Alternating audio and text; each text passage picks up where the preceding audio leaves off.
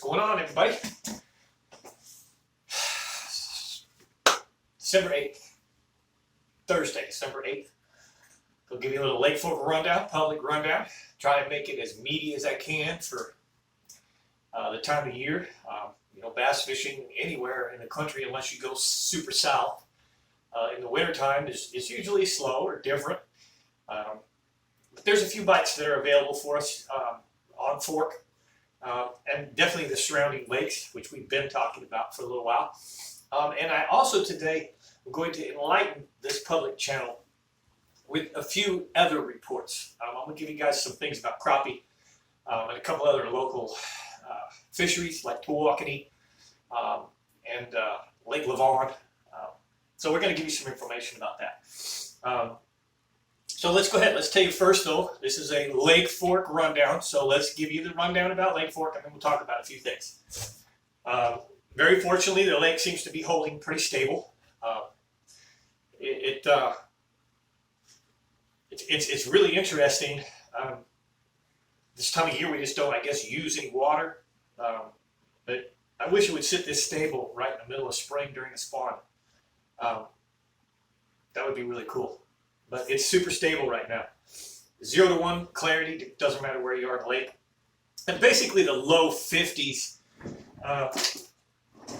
Actually, talked to a guy this morning. I haven't been on the lake this week at all. But I talked to a guy this week, just this morning, that said it's ranging from 52 to 55. And that person was actually a crappie guide, good friend of mine, Jackie Wiggins. If you're looking to go crappie fishing, I highly recommend that you look at Jackie Wiggins or Terry Moon. And there's a few others that are out there that are really good. Cameron Burnett, right out of Lake Fork Marina. Really good crappie guides. Take you out, fill your limits, clean the fish for you, the whole 9 yards, treat you right. But anyways, let's first talk about bass, and then we'll go into that. So right now for bass fishing on Fork, as I mentioned the other day, I had a conversation with one of the very best guides, one of the best class act men, not just fishing guide, but as a man, he's a class actor on this lake. And we discussed and we really concurred just about every single thing we talked about. Tough. The lake is just fishing tough. So if you are coming here this weekend and you're determined to fish Lake Fork, there's a couple of suggestions I have. Number one, I would just fish deep. I would fish jigs in the creek swings, and the more nasty the creek swing is with roots and wood, the better. The more congested with timber and wood, the better. I would side scan it. I'd look for lay down trees and probably 8 to 12 feet of water on points and brush piles on points. I would also probably go deep, 20, 28 feet with spoons. I would look on points, ledges, roadbeds, humps, kind of like a summer pattern. But I would definitely use spoons, both slab spoons and big flutter spoons. And I also would slow roll some Alabama rigs in 22 to 28 feet. Old road culverts, if you can find some deep culverts, some of those places, and bridge corners. Overall, I mean, I've got the next 5 days off completely. The weather has me kind of buttoned up. I've been doing a lot of paint work in the fall. So by the way, if you do need some paint work, hit me up. I love to. It's a part-time fishing guide in the fall, no matter what we do, no matter where we live, what country we're in. And so I fill up the other half by doing paint work. So if you got some paint work and you need me to come do interior, exterior, stain work, whatever, I do it all. But anyways, let's stay fishing. Because I have bad weather, I've got exterior work lined up right now. I can't do it. The next 5 days I have wide open, and I'm not even going to go to Fork. It just doesn't attract me there. It's fishing that tough. Even the live scopers, the guys that are running live scope, are not finding very many bass at all. And the ones they do, they can't catch. It was really unique. The guy that I talked to the other day, we said even white bass, you could go out and graph the white bass and find a massive schools of white bass, and you can hardly get them to bite either. That's interesting. Why, we don't know. But anyways. If I was glutton for punishment, like I said, I would go, no, don't play with that. Don't play with that. I have Brooks' kitty cats here in the studio until she actually gets moved into her apartment. She'll get these cats and And I love them. They're awesome cats. They're Siamese. They're so cool. They're beautiful kitties. Beautiful, beautiful kitties. But sometimes when I put fishing stuff up, they get into it. Right now over on that table, I've got what I'm going to show the members, which is some cool things, some commodity baits that I like to throw in December. A couple cool tips and tricks. Members only, though. Riggs, her cat was trying to get into a little bit of that. Anyways, neither here nor there. I'm kind of rambling. Let's go ahead. Oh, that's fork. I said, I don't want to discourage you too much, but I'm an honest guy, and I give the report like it is. And you got to take the good with the bad, because as much as I don't have any information to give you here in December, when March and April comes around and May, and I'm smashing these giant fish like we do every year, like I did last year with Brooke, and I'm spilling my guts about that information, you're going to love me. Okay, because I'm still going to share it with you. I'm going to dial you in. I just won't dial you in as much as I dial in the members only. But I got a few other things I want to share with you, and then I'll tell you about some other fishing. Abu Garcia. Just remember real clear, when I put this stuff out, I'm getting a real beautiful collection of it. I want you to be really clear that I am not intending to be deceptive and make it look like I am an Abu Garcia staff, pro staff, sponsored, or anything of the sort. I do not have a contract with Abu Garcia. I'm making the choice to use these products. And the reason, there is a reason, because I do have a contract with Texas Insider Fishing Report, which is on television. Okay, the Texas Insider Fishing Report, also they have a Florida Insider Fishing Report. It's a big deal, and I believe they have a deal with Abu. They have a deal with Pure Fishing, and so through the Texas Insider Fishing Report, I have the opportunity to use this product, and I'm choosing to, and I love it. I am so tickled pink. The rods are incredible. I did a review in my members only that you can go see. You have to be a member to see it. You have to subscribe to the Let's Talk Fishing part of the members only channel, but you can see the whole rundown. I went through the every single rod that I got, all the reels that I got, but I'm loving them. And I just received 2 new reels today, yesterday actually. These Abu Garcia Revo. This is the Revo SSX High Speed LP. It's really lightweight. It's got a 7:3 gear ratio. Some of the things that I really like about it.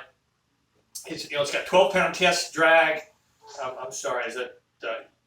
Yeah, 12-pound test drag on it. I think it looks like 12 or 16. 12. It says 12. No, that's the fishing line capacity. Where's the drag here? 25-pound drag. That's what I thought. 25-pound drag. So we're almost always using 15, 20-pound line.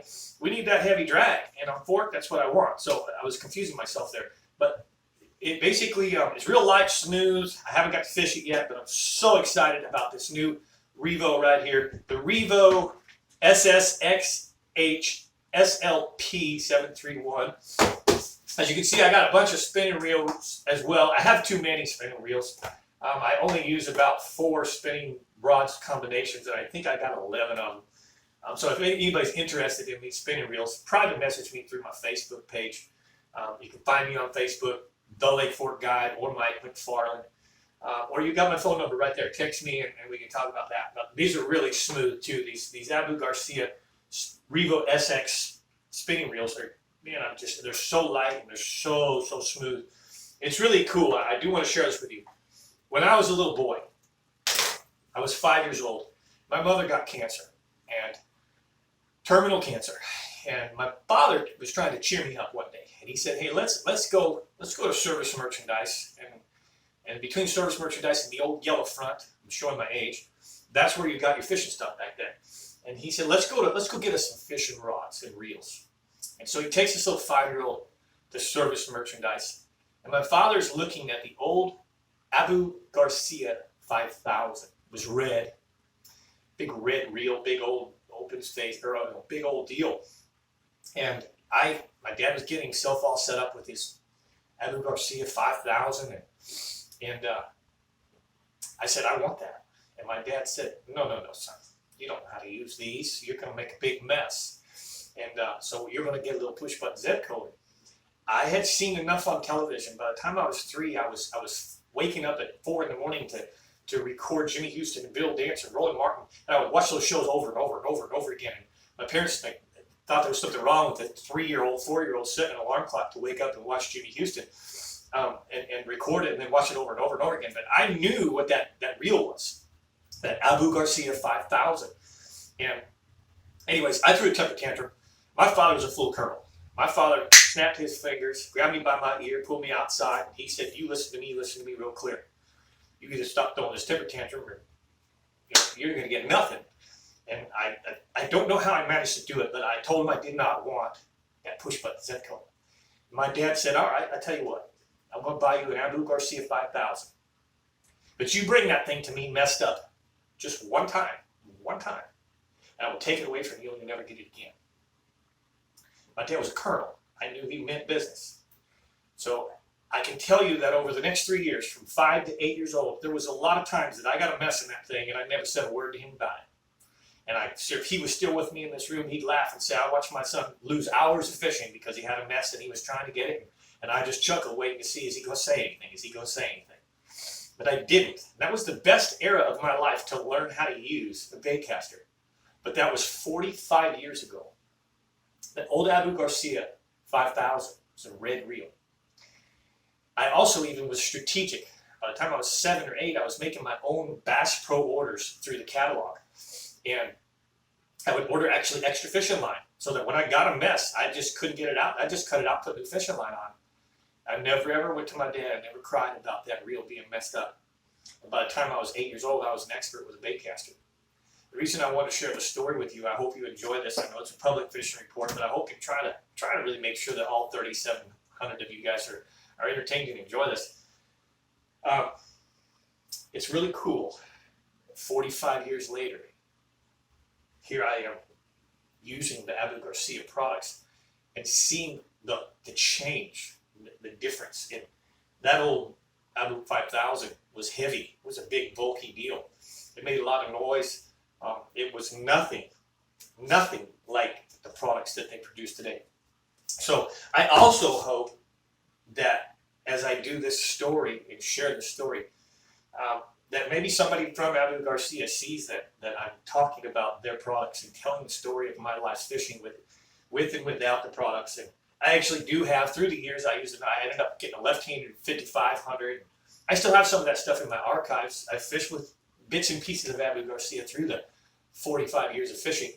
But right now, having a straight-out arsenal of Abu Garcia products, I just feel very lucky. I feel very blessed. And I'm really, really, really looking forward to putting this stuff in the hands of my clients next year. I do a lot of trips. I do a couple hundred trips a year with clients.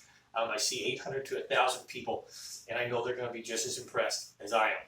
So with that being said, this is not a promotion. I do not have a pro staff position with them.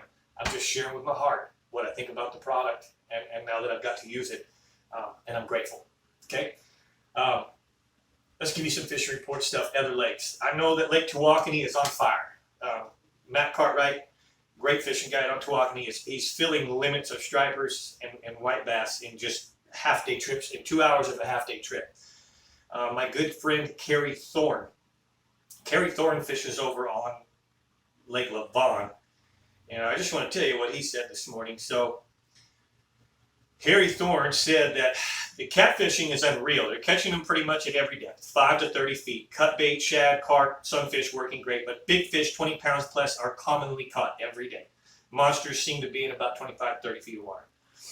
The black bass. Black bass are 5 to 20 feet on structure, Alabama rigs, swim baits, and large spoons. That's what I kind of predict here, but deep, 20 to 30 feet. The A-rigs is pretty much probably deadly right now, 10 to 15 feet is what he's saying. And then early morning, some of the chartreuse spinners and square bills on rocky structures as that sun first comes up and shines on those rocks. You catch them fishing 10 to 15 feet. Crappie, great there, 16th to 1/8 ounce jigs. Any color as long as you get it in their face, 20 to 30 feet on the condos and brush piles. And then he likes to get some other stuff. Bluegills, if anybody's interested, 20 to 30 feet on earthworms. White bass, 15 to 25 feet on slopes and ledges. Chartreuse slabs in the 1 ounce. Jackie Moon, I'm sorry, don't kill me, Jackie, if you watch this. Jackie Wiggins. Jackie Moon is from the movie Semi-Pro. I don't know why that stuck in my head. Jackie Moon. Jackie Wiggins, great fishing guide on Fork. He basically said that the crappie bite is really good. Water temperatures, again, low mid 30s, but he said what he's doing is he's fishing timber in 38 to 56 feet along the main lake creek channels. It's a better minnow bite than a jig bite. So he's getting out in the very middle of the lake where the deep creek swings through the lake, and it's 38 to 56 feet, and he's finding them suspended in those trees along the main creek swings. So check Jackie Moon out, Jackie Wiggins. He's going to laugh. I hope he does watch this. And then that's kind of it for the local area. I put this out too just to share something with you. If you need your glasses cleaned, you needed something super special, like you've got your sonars in your boat, and you want some of the best cleaning stuff, Crystal Vision right here by the Professor. This Crystal Vision is absolutely mind-blowing. I don't know how many times I'll take my glasses and I'll and wipe the glasses clean. With this product, a true testimony, I can take and huff on my glasses and wash them clean, and they go, okay, they look good. Take this and clean them again and go, oh my gosh. Every client that I've done that little test, tell them, clean them, you clean your glasses, clean them up till you think they're great. And then I use this stuff. When they go put their glasses on, they go, oh my goodness. Wow, that's amazing. So just again, to kind of make you guys feel special, like I'm not leaving you in the dark, here's some super, super secret tips. Crystal Vision by the Professor. Use that clean glasses in your sonar screens. That's it. Public rundown right there. I hope you enjoyed it. Hit the like button if you did. Comment below. Consider coming over to the members only. I'm getting ready to show them a couple of cool things. Really just some commodities of what I like to do in December. And a couple of cool things that Mark Pack taught me before he left us and went to his place high in the sky. So again, I'm Mike McFarland, the Lake Fork Guide, giving you a public rundown.